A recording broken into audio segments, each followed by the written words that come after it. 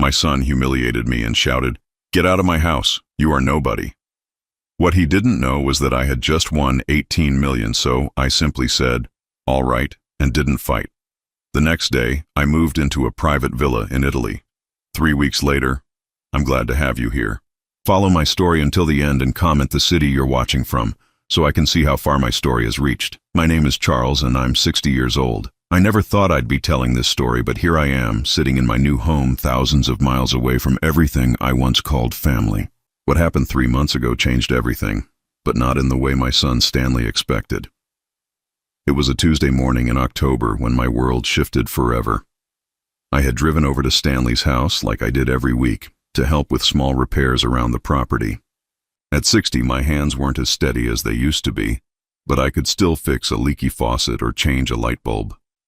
Stanley never asked for my help directly, but his wife Miranda would always find something that needed attention whenever I visited. That morning I was replacing a broken tile in their kitchen backsplash. Stanley had been pacing around the house all morning, his phone pressed to his ear, talking loudly about some business deal that wasn't going his way. I tried to stay out of his way, working quietly in the corner.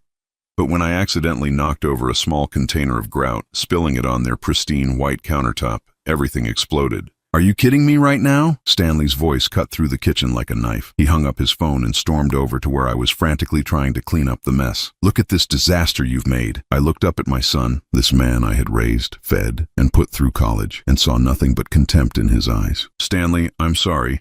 Let me just clean this up, and I'll—" "No." His voice was cold, final. "I'm done with this. I'm done with you coming here and messing things up." Miranda appeared in the doorway, her arms crossed, watching the scene unfold with what looked like satisfaction. She had never liked me much, always treating me like an unwelcome guest in their home. "Honey, maybe it's time we had this conversation," she said, her voice dripping with false sweetness. Stanley nodded, his jaw clenched tight. "You're right." He turned back to me, and I could see years of resentment bubbling to the surface. "Dad, you need to leave and don't come back." I felt my chest tighten. "Stanley, what are you saying?"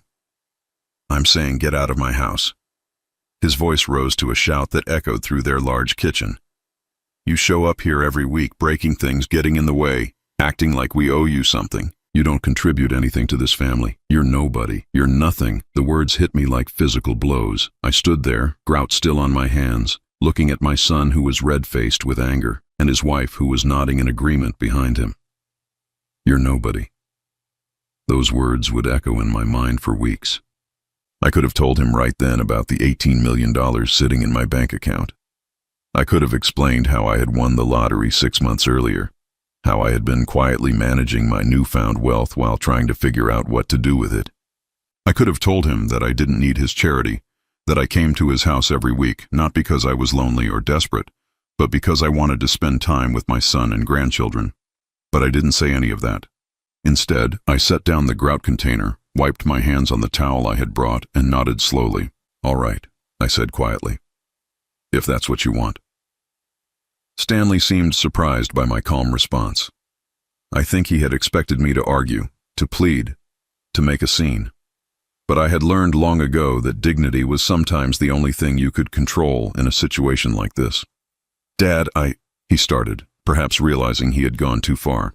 "It's fine, Stanley." I gathered my tools methodically, placing each one back in my toolbox with deliberate care. "I understand." As I walked toward the front door, I could hear Miranda whispering to Stanley behind me. "You did the right thing," she was saying. "He was becoming too dependent on us." I paused at the door, my hand on the handle. For just a moment, I considered turning around and telling them exactly what I thought of their cruelty. I thought about the bank statements hidden in my desk drawer, about the financial advisor who had been calling me twice a week, about the investment opportunities I had been quietly researching. Instead, I opened the door and stepped out into the cool October air. "Take care of yourselves," I called back, though I'm not sure they heard me. I sat in my car for several minutes before starting the engine. My hands were shaking, not from age or weakness, but from the sheer magnitude of what had just happened.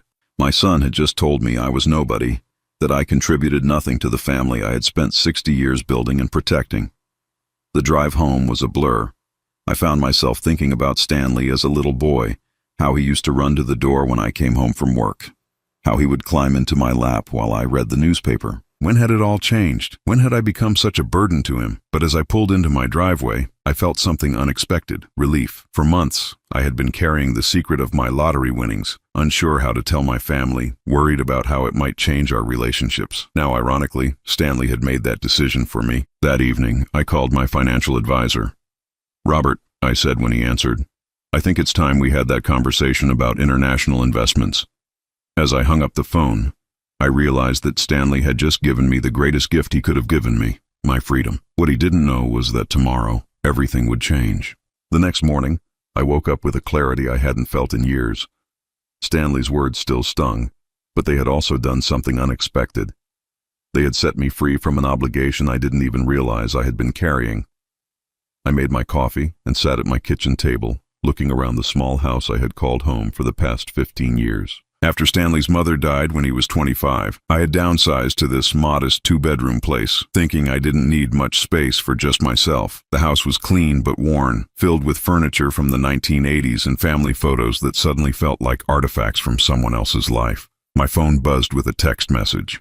For a moment my heart jumped, thinking it might be Stanley calling to apologize. But it was just my neighbor, Mrs. Henderson, asking if I could help her move some boxes later. I realized that this was what my life had become, a series of small favors for other people, filling time until my weekly visits to Stanley's house, which had apparently been more of an intrusion than I understood. I spent the morning making phone calls, first to Robert, my financial advisor, then to a real estate agent in Tuscany, whose contact information I had been carrying in my wallet for 3 months. When I won the lottery, I had fantasized about buying a small villa in Italy, somewhere peaceful, where I could spend my remaining years reading, gardening, maybe learning to paint. It had seemed like an impossible dream then, something too indulgent for a man who had spent his whole life being practical. "Mr. Charles," the agent, Francesca, said in accented English, "the property we discussed is still available. When would you like to schedule a viewing?" "I don't need a viewing," I told her, surprising myself with my decisiveness. "I trust your judgment. Let's proceed with the purchase." By noon, I had made an offer on a 3-bedroom villa in a small town outside Florence. By evening, it was accepted. $18 million was more money than I could spend in several lifetimes, but for the first time since winning, I felt good about spending some of it. The next few days passed in a blur of activity. I contacted a moving company that specialized in international relocations. I arranged for most of my furniture to be donated to charity. I wanted to start fresh, to buy new things that had no memories attached to them. I kept only the essentials, my clothes, my books, and a few photographs from happier times. I thought about calling Stanley to tell him about my plans, but every time I reached for the phone, I remembered his words, "You're nobody." If I was nobody to him, then perhaps it was better if nobody simply disappeared. The hardest part was going through 40 years of memories. I found Stanley's report cards from elementary school, all A's and B's, with teacher comments about what a bright, thoughtful boy he was. There were photos from his high school graduation, his college graduation, his wedding day. In every picture, he looked happy, successful, surrounded by people who loved him. I wondered when I had stopped being one of those people. I discovered a box of letters I had written to Stanley during his first year of college but never sent. They were full of advice, encouragement, and love. All the things I wanted to say but was too proud or too awkward to express. Reading them now, I realized that somewhere along the way, I had stopped trying to communicate with my son. Our relationship had become superficial, built around small tasks and obligatory visits rather than real connection. One letter, dated October 20th, 23 years ago, particularly struck me. "Stanley, I hope you know how proud I am of the man you're becoming. Sometimes I worry that I'm not the father you need, that I don't have the right words to guide you through life's challenges. But I want you to know that everything I do, every choice I make, is with your happiness in mind. You are my greatest accomplishment and my deepest love." I had never given him that letter. Instead, I had probably criticized his grades or worried about his spending money. How many opportunities for connection had I missed over the years? But as I packed these memories away, I realized something important. I had spent too many years defining myself through my relationship with Stanley. I was more than just his father. I was Charles Morrison, 60 years old, with interests and dreams and a whole life ahead of me. On my last morning in the house, Mrs. Henderson knocked on my door. "Charles, dear, I haven't seen you outside much lately. Are you feeling all right?" I smiled at her. This kind woman who had been my neighbor for 10 years and had never once made me feel like a burden. I'm feeling better than I have in a long time, actually. I'm moving to Italy. Her eyes widened. Italy? How wonderful. But so sudden. Sometimes the best decisions are the sudden ones, I told her. As the moving truck pulled away that afternoon, I stood on the sidewalk looking at my empty house. I had left no forwarding address for Stanley. I had canceled my local phone service and would get an international plan once I arrived in Italy. For the first time in my adult life, no one knew where I was going or what I was planning to do. It felt terrifying and exhilarating at the same time. The flight to Italy was the longest I had ever taken. As the plane lifted off from the airport, I watched my hometown shrink beneath me until it disappeared entirely. I thought about Stanley, probably going about his daily routine, unaware that his father was 30,000 feet in the air, traveling toward a completely new life. I wondered if he would notice I was gone, or if my absence would be as unremarkable to him as my presence had apparently become. But for the first time in years, that thought didn't fill me with sadness. Instead, I felt something I had almost forgotten, anticipation for what tomorrow might bring. 3 weeks had passed since I settled into my villa in Montefiore, a small hilltop town 30 minutes from Florence. The house was everything I had dreamed of. Stone walls that had stood for centuries, a garden overlooking rolling hills covered in olive trees, and a peace so complete that I could hear church bells from the village below every morning at 7. I had established a routine that felt both foreign and natural. I woke early, made coffee on my new Italian espresso machine, and sat on my terrace reading books I had always meant to read but never had time for. In the afternoons, I explored the local markets, slowly learning Italian phrases from vendors who were patient with my broken pronunciation. Evenings were spent in my garden, planning where I would plant tomatoes and herbs come spring. For the first time in decades, I felt genuinely content. I wasn't checking my phone every few minutes, hoping for a call from Stanley. I wasn't planning my weeks around visits that were clearly unwanted. I was simply living, breathing, existing for myself. But back in Ohio, things were beginning to shift in ways I couldn't have imagined. Stanley had always been a creature of habit.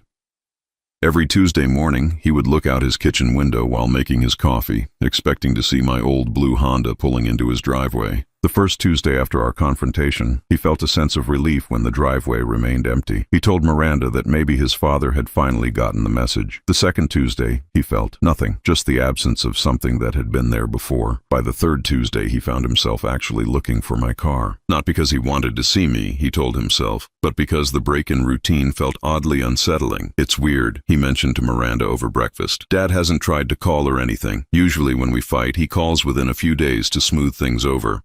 Miranda looked up from her tablet where she was scrolling through social media. Maybe he finally realized you meant what you said. Honestly, Stanley, it's better this way. You don't need that kind of stress. But something in Stanley's expression made her pause. You're not having second thoughts, are you? No, he said quickly. It's just, I don't know. Different. What Stanley didn't know was that his neighbors had begun to notice changes too. Mrs. Patterson, who lived next door to my old house, had called the local police on Thursday morning. Officer, I'm concerned about my neighbor, Charles Morrison, she told the dispatcher. I haven't seen him in over 2 weeks. His mail is piling up, and there's been no activity at the house at all. The police did a welfare check, peering through windows and knocking on doors. They found no signs of disturbance, but they also found no signs of life. The house appeared to be completely empty. Mrs. Patterson decided to call Stanley. She had met him a few times over the years when he visited his father, and she had his number from a neighborhood contact list. Stanley, this is Eleanor Patterson, your father's neighbor. I'm sorry to bother you, but I'm worried about Charles. I haven't seen him in weeks, and the police just checked his house. It looks like he's moved out. Stanley felt a cold knot form in his stomach. Moved out? That's impossible. He's lived there for 15 years. I know, dear. That's why I'm concerned. Did he mention anything to you about going somewhere? Stanley's mind raced back to our last conversation. He had been so angry, so caught up in his own frustration, that he hadn't really listened to anything I might have said afterward. Had I mentioned travel plans? Had I said anything about leaving? No, he told Mrs. Patterson. He didn't say anything about moving. After hanging up, Stanley sat in his kitchen staring at his phone. He tried calling my number, but it went straight to a message saying the number was no longer in service. A strange panic began to build in his chest. "Miranda," he called to his wife, who was upstairs getting ready for work. "Something's wrong with Dad." She came downstairs checking her earrings in the hallway mirror. "What do you mean?" His neighbor called. "She thinks he moved out of his house, and his phone's disconnected." Miranda's reflection met his eyes in the mirror. "Maybe he's staying with your aunt or something. Didn't he have a sister?" Stanley shook his head. "Aunt Helen died 3 years ago. You were at the funeral with me." "Oh." Miranda adjusted her earrings again, a nervous habit Stanley had noticed she'd developed lately. "Well, I'm sure there's an explanation. Maybe he's just taking some time to think about what you said." But Stanley wasn't convinced. He drove to my house that afternoon, using the spare key I had given him years earlier for emergencies. The house was indeed empty, but not ransacked or abandoned. It was methodically, deliberately emptied. Everything valuable was gone, but there was no sign of struggle or hurried departure. In my bedroom closet, he found something that made his blood run cold. A stack of real estate brochures for properties in Europe. Italy, specifically. The brochures were months old, marked with handwritten notes in my careful script. Notes about square footage, proximity to airports, costs of international moving services. Stanley sank onto my bed, holding the brochures with shaking hands. This hadn't been a sudden decision triggered by their fight. I had been planning this for months. In my desk drawer, he found more evidence of my methodical planning. Correspondence with banks about international wire transfers, research about Italian visa requirements for retirees, even language learning materials. Everything was organized in neat folders, dated and labeled in the careful way I had always approached important decisions. At the very back of the drawer, Stanley found something that stopped him cold. A copy of a lottery claim form. The winning amount was clearly visible. $18 million. The date was 6 months ago. Stanley stared at the number until his eyes watered. $18 million. His father, the man he had called nobody, the man he had accused of contributing nothing to the family, had won $18 million and never said a word. He thought about all the times over the past 6 months when I had seemed different somehow, calmer, less anxious about money. The times I had insisted on paying for dinner when we occasionally went out together. The way I had stopped asking to borrow his tools and had shown up with my own, nicer ones. Stanley's phone buzzed with a text from Miranda. "Did you find anything at your dad's house?" He stared at the lottery form, at the real estate brochures, at the evidence of a life carefully planned and executed without any input from him. He thought about typing back the truth, but something stopped him. Instead, he wrote, "Still looking. Call you later." Stanley spent another hour in my empty house, sitting in rooms where we had shared meals, conversations, and quiet moments watching television together. He tried to remember the last time we had really talked about something meaningful, and he couldn't. When had I stopped being his father and become just an obligation?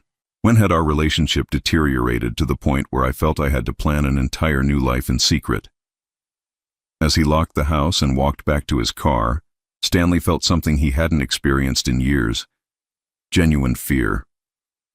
Not fear of physical danger, but fear that he had made a mistake so profound that it couldn't be undone. For the first time since our fight, Stanley wondered if he had been wrong about everything. Stanley didn't sleep that night. He lay in bed staring at the ceiling, the lottery form and real estate brochures spread across his nightstand like evidence of a crime he was only beginning to understand. $18 million. The number kept cycling through his mind, along with fragments of our last conversation. "You don't contribute anything to this family. You're nobody." The words that had felt so justified in the moment now felt like poison in his memory. At 3 a.m, he gave up on sleep and went downstairs to his computer. He started searching for any trace of my recent activities online. Flight records, hotel bookings, anything that might give him a clue about where I had gone.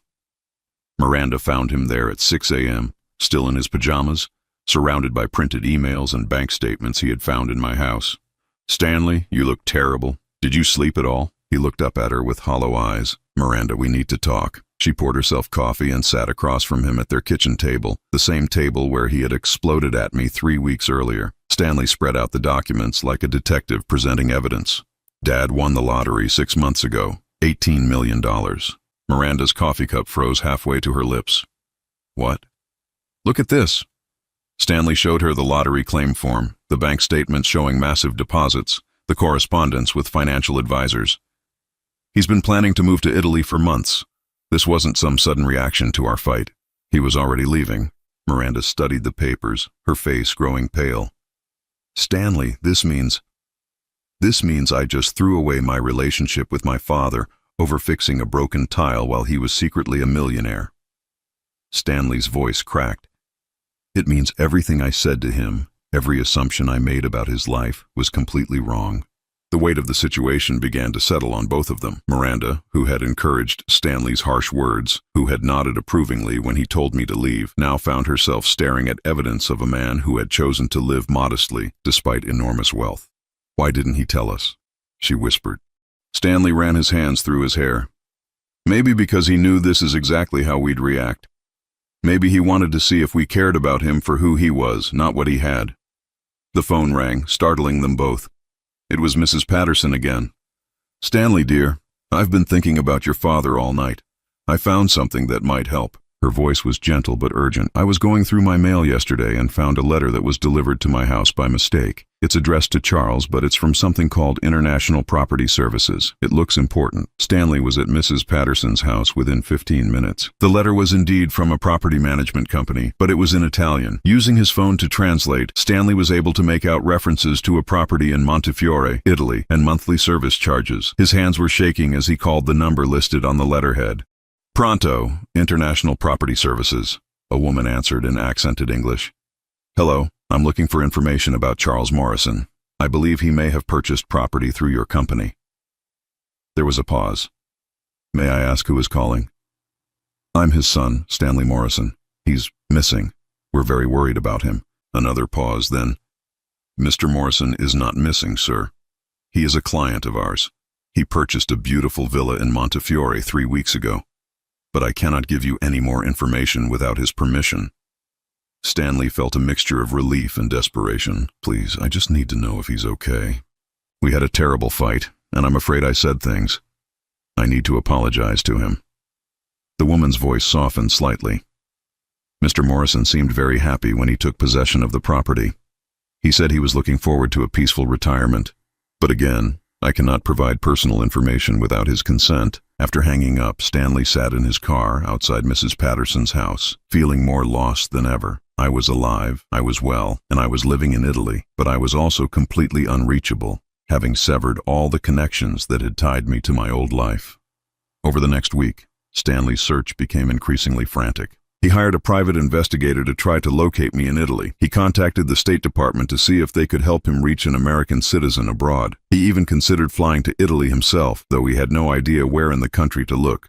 The investigator, a patient man named David Torres, called Stanley with updates every few days. Your father has done an impressive job of disappearing, Mr. Morrison, David told him during one call. He's closed all his local accounts, forwarded no mail, left no emergency contacts. It's like he planned this very carefully. Because he did plan it, Stanley said bitterly. While I was treating him like a burden, he was planning his escape. David's voice was gentle. Sir, if I may say so, it sounds like your father isn't hiding from you because he's angry. It sounds like he's protecting himself from further hurt. In my experience, that kind of departure usually comes after years of feeling unwanted. Those words hit Stanley like a physical blow. Years of feeling unwanted. He thought about all the times I had offered to help with yard work, house repairs, babysitting the grandchildren. How often had he accepted that help grudgingly, making it clear he was doing me a favor by letting me contribute? When had helping my own son become something I had to be grateful for permission to do? Miranda noticed the change in Stanley during this period. He became withdrawn, distracted, consumed with guilt and regret. He stopped eating regular meals, stopped watching television in the evenings, stopped engaging with their children in any meaningful way. You're destroying yourself over this, she told him one evening. Maybe your father just needed space. Maybe he'll come back when he's ready. But Stanley knew better. I wasn't coming back. The evidence was too clear, too methodical. I had closed the door on my old life completely. And Stanley was beginning to understand that he was the one who had forced me to close it. The private investigator called with a final report after 2 weeks of searching. Mr. Morrison, I've located the general area where your father is living, but I cannot provide specific information about his residence or contact details without his consent. What I can tell you is that he appears to have integrated well into his new community. Local sources indicate he's learning the language, participating in community activities, and seems content. Stanley hung up the phone and buried his face in his hands. I was building a new life, making new friends, finding happiness, all without him. The son who had once been the center of my world was now just a painful memory I had left behind in another country. That night, Stanley made a decision that surprised even himself. He booked a flight to Italy. I have to try, he told Miranda. I have to find him and tell him I'm sorry. Even if he won't forgive me, he needs to know that I understand what I did wrong. Miranda looked at her husband, this man who had been so certain of his righteousness just a month earlier, now broken by the weight of his own actions. What if he won't see you? She asked quietly. Stanley picked up one of the real estate brochures from my house, studying the photo of a stone villa surrounded by olive trees. Then at least I'll know I tried. But what Stanley didn't know was that I had been watching for signs of his search, and I had been preparing for this possibility all along. Stanley's flight to Florence was the longest 8 hours of his life. He spent most of the journey staring out the window, rehearsing what he would say to me if he found me. The words seemed inadequate for the magnitude of what he had discovered about himself, about us, about the years of misunderstanding that had led to this moment. He had brought with him a folder containing copies of all the documents he had found in my house, the lottery ticket, the bank statements, the real estate brochures, evidence of a father he had never really known, despite living in the same town for 35 years. When he arrived in Florence, Stanley rented a car and drove to Montefiore, following directions he had printed from the internet. The small hilltop town was exactly as beautiful as the photographs had suggested, with narrow stone streets and views that stretched for miles across the Tuscan countryside. He checked into a small hotel in the village center and began his search. Montefiore was tiny, fewer than 2,000 residents, so Stanley reasoned it wouldn't take long to find me. He was both right and wrong about that. At the hotel desk, he asked the clerk about American residents. "See, there is an American gentleman who moved here recently," the young woman told him in careful English. "Very nice man. He comes to the market on Thursdays, speaks Italian with the vendors. Everyone likes him very much." Stanley's heart jumped. "Can you tell me where he lives?" The clerk shook her head. "I am sorry, but we cannot give out personal information about residents. Perhaps you could wait until Thursday and see him at the market." But Stanley couldn't wait 3 days. He spent the next 2 days walking through every street in Montefiore, looking for signs of my presence. He showed my photograph to shopkeepers, restaurant owners, anyone who would listen to his broken Italian and patient English. Finally, on his second afternoon, he found someone who recognized me. An elderly man named Giuseppe, who owned a small hardware store, smiled broadly when Stanley showed him my picture. "Ah, sì, Carlo," Giuseppe exclaimed, using the Italian version of my name. "Very good man. He buy many things for his garden. Lives in the villa with the blue shutters, up the hill past the church." Stanley's hands were shaking as he got directions to my house. The walk up the hillside took 15 minutes, his heart pounding harder with each step. When he finally reached the stone villa with blue shutters, he stopped at the gate and stared. The property was beautiful, more beautiful than any place I had ever lived. A well-maintained garden stretched around the house, filled with olive trees and herbs. Through the windows, he could see warm light and simple, elegant furniture. It looked like the home of someone who had found peace. Stanley stood at my gate for nearly an hour, working up the courage to knock. What would he say? How could he possibly explain or apologize for what he had done? How could he make amends for years of taking me for granted, for treating my love like an obligation rather than a gift? Finally, as the sun was beginning to set behind the hills, he opened the gate and walked up the stone path to my front door. Before he could change his mind, he knocked. I opened the door wearing a simple sweater and reading glasses, holding a book in Italian. For a moment, neither of us spoke. I looked older somehow, but also more relaxed than Stanley remembered. The constant tension he was used to seeing in my face had been replaced by something that looked like contentment. "Hello, Stanley," I said quietly. "Dad." His voice broke on the word. I've been looking for you."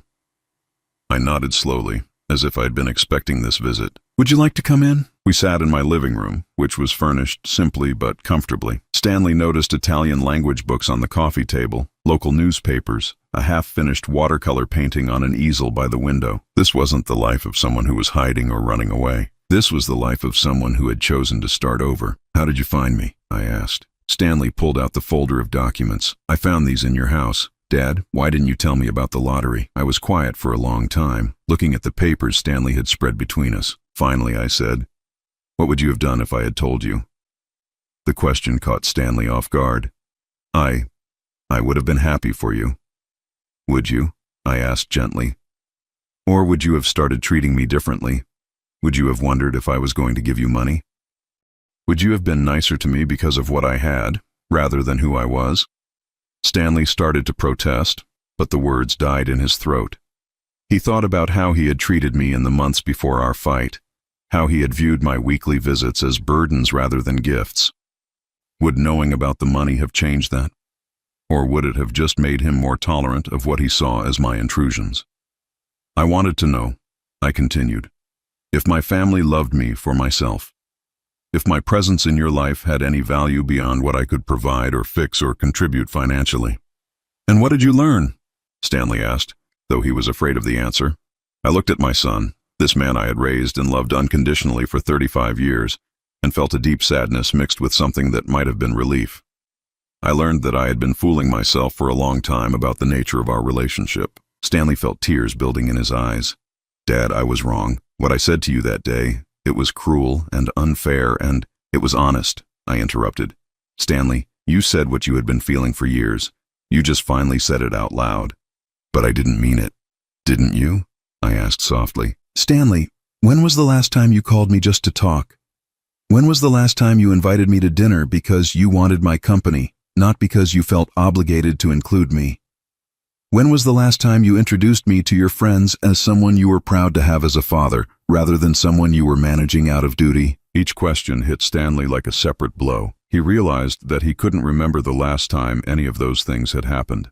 Our relationship had become a series of obligations and expectations, devoid of genuine affection or respect. "I thought I was being a good son," he whispered. "You were being a dutiful son," I said. "There's a difference." We sat in silence for several minutes. Outside my window, the church bells of Montefiore began to chime the evening hour. It was a sound I had come to love, marking the peaceful rhythm of my new life. "What happens now?" Stanley asked. I looked at this man who was my son, who had traveled thousands of miles to find me, who was sitting in my living room with tears on his face and regret in his voice. I thought about the years of pain and disappointment that had led us to this moment. I thought about the anger and resentment I had carried for so long. And then I thought about the community I had found here in Montefiore, the people who had welcomed me without knowing anything about my past or my money. I thought about the peace I had discovered in this simple life and the spiritual growth I had begun to experience. "I don't know," I said honestly. I said, "I'm not the same person who left Ohio 6 weeks ago, and I don't think you're the same person who told me to get out of your house." Stanley nodded, wiping his eyes. "I'm not. I know that what I did was unforgivable," but even as he said it, I could see something changing in his face. The desperation and guilt were still there, but underneath them was something else. A glimmer of hope that maybe, somehow, this could still be fixed. What Stanley didn't yet understand was that some things, once broken, could never be put back together in quite the same way. But sometimes, if you were very lucky and very patient, they could be rebuilt into something entirely new. Stanley stayed in Montefiore for 3 days, not in my house. I wasn't ready for that level of intimacy yet, but in the small hotel in the village center. Each day he would walk up the hill to my villa, and we would sit in my garden or living room, talking in a way we hadn't talked in years. On the second day, I took him to meet Father Antonio, the priest of the local church who had become an unexpected friend during my first weeks in Italy. Father Antonio spoke excellent English, having studied in Boston for several years, and he had been instrumental in helping me settle into the community. "Your father speaks often of you," Father Antonio told Stanley as we sat in the church courtyard. "He carries much love, but also much pain." Stanley looked at me with surprise. "You talk about me?" "Of course I do," I said. "Stanley, just because I left doesn't mean I stopped loving you. It means I finally loved myself enough to stop accepting treatment that was destroying both of us. That evening, Stanley asked me about the spiritual community I had mentioned.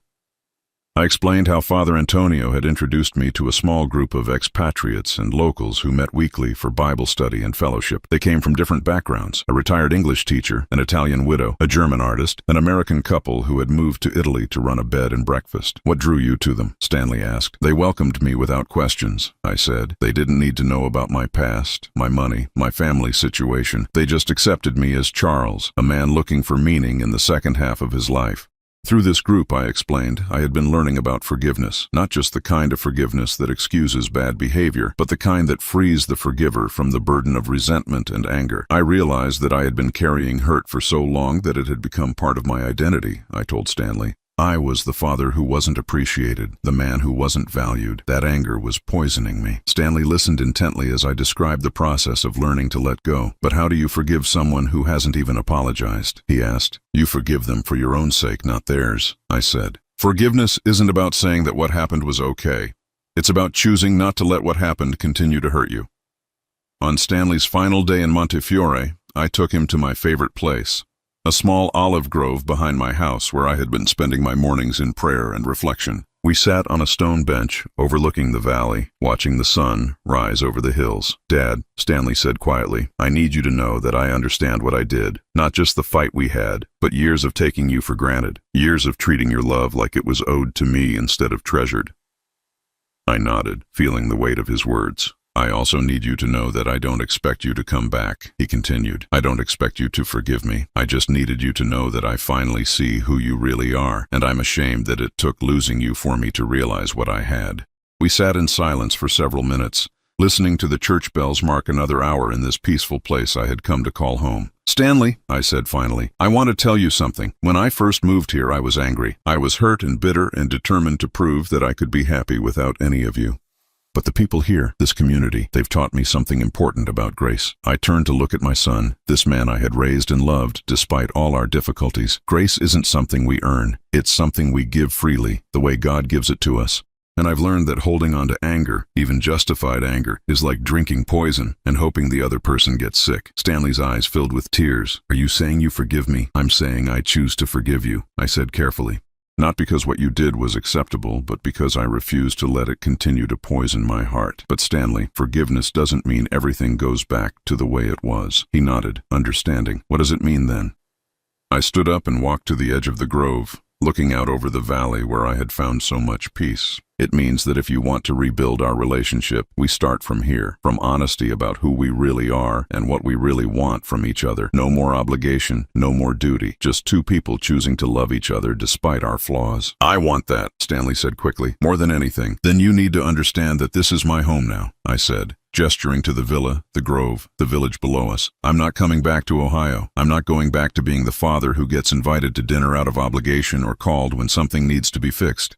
If we're going to have a relationship, it has to be one where we both choose to participate because we genuinely want to be part of each other's lives." Stanley stood and joined me at the edge of the grove. "I understand, and I want you to know that I'd like to visit again, if you'll have me. Not to convince you to come home, but to get to know the man you've become here." That afternoon, I drove Stanley to the airport in Florence. As we said goodbye, he hugged me tighter than he had in years. "I love you, Dad," he said. "Not because you're my father, but because you're a good man who deserved better than I gave you." "I love you too, Stanley," I said, "and I'm proud of the man you're becoming." After Stanley's plane departed, I drove back to Montefiore, feeling lighter than I had in months. That evening, I attended our weekly fellowship meeting and shared what had happened with my spiritual community. Forgiveness is a process, Father Antonio reminded me. It's not something that happens once and is finished. It's a choice we make again and again. 6 months later, Stanley returned to visit me in Italy, this time bringing his wife and children. Miranda was different too, humbler, more genuine in her interactions with me. The children, who had barely known their grandfather before, delighted in exploring my garden and learning simple Italian phrases from the villagers. During that visit, Stanley asked me about the money for the first time since he had discovered my lottery winnings. "Dad, what are you going to do with all of it?" "To I smiled, thinking about the conversation I had had with my financial advisor the week before. I'm going to live comfortably, travel a little, and give most of it away to causes that matter to me. Money was never the point, Stanley. Freedom was the point. And did you find it? Freedom? I looked around my terrace where we were sharing dinner as the sun set over the Tuscan hills. My son and his family were laughing at something one of the children had said. Father Antonio was joining us later for dessert. My neighbor Giuseppe had brought fresh vegetables from his garden. Yes, I said. I found exactly what I was looking for. Today, 2 years after that first terrible fight, Stanley and I have a relationship unlike anything we ever had before. We video call every Sunday, not because we feel obligated to, but because we genuinely enjoy each other's company. He visits Italy twice a year, and I've even been back to Ohio once to meet his new business partner and see how he's changed the way he treats the people in his own life. Our relationship isn't perfect, no relationship is, but it's honest, and it's built on choice rather than obligation.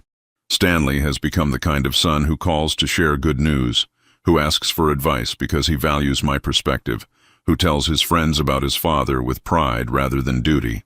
And I've become the kind of father who gives love freely without keeping score, who offers wisdom without demanding gratitude, who has learned that sometimes the greatest gift you can give someone is the freedom to choose whether they want you in their life. The $18 million is still there, growing in carefully managed investments. But the real treasure I found wasn't money. It was the peace that comes from knowing who you are and refusing to settle for relationships that diminish that truth. In the end, Stanley didn't just find his father in the hills of Tuscany. He found himself. And I didn't just find freedom from a toxic relationship. I found forgiveness, grace, and a kind of love that doesn't keep score. Sometimes the best thing you can do for someone you love is show them what it looks like to love yourself. And sometimes, if you're very lucky, they'll learn to do the same. Now I'm curious about you who listened to my story. What would you do if you were in my place? Have you ever been through something similar? Comment below.